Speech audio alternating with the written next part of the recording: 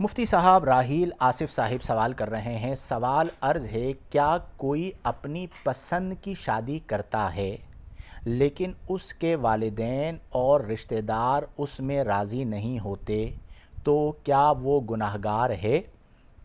बिल्कुल गुनाहगार नहीं है। बेसिकली शादी जिसकी है पसंद भी उसी की होनी चाहिए। ये तो हमारे जो बड़े बूढ़े हैं उनके लिए सब मिलकर दुआ करें मेरे साथ कि अल्लाह ताला उन्हें हिदायत अता फ़रमाए कि अगर लड़का या लड़की अच्छा रिश्ता पसंद करते हैं तो उसमें रुकावट ना डालें। कुरान में आप देखें अल्लाह ने क्या फ़रमाया, फ़नकिहू मा ताब लकुम, निकाह करो उन औरतों से मा ताब लकुम जो तुम्हें पसंद आ जाएं।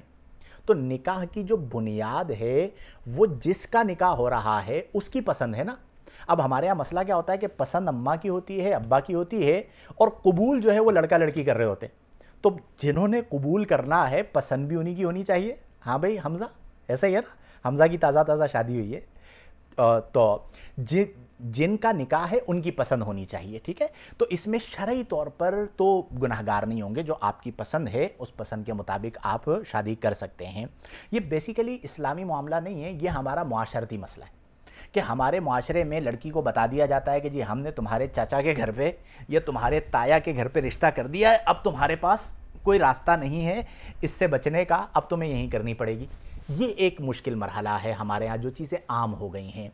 तो अगर अच्छा रिश्ता है और लड़का किसी को पसंद कर रहा है, लड़की किसी को पसंद कर रही है, दायरा शरीयत में रहते हुए, और वो इजहार करती है कि जी मैं ये चाहती हूँ कि मेरा रिश्ता यहाँ पर हो जाए, तो इसमें शरअन कोई कबाहत नहीं है।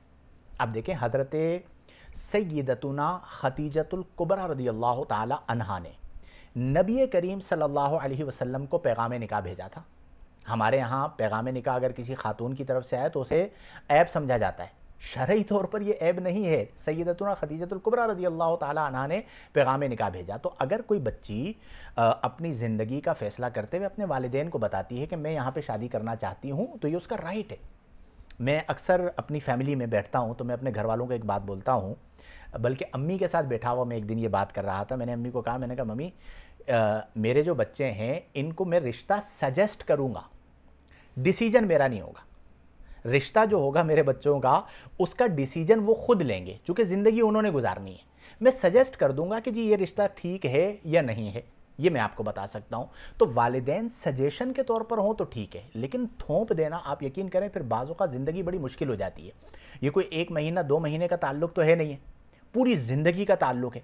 जहाँ पर ज़हनी हम आहंगी ही ना हो तो वहाँ पर वो रिश्ता किस तरह चलेगा। तो इसलिए इस चीज़ को हमारे माशरे के लोगों को समझना चाहिए कि बेहतर तरीक़ाकार से चीज़ों को मैनेज करें। अलबत्ता ये जो हमारे यहाँ आशिकी माशूकी का चक्कर है ये बहुत गलत है।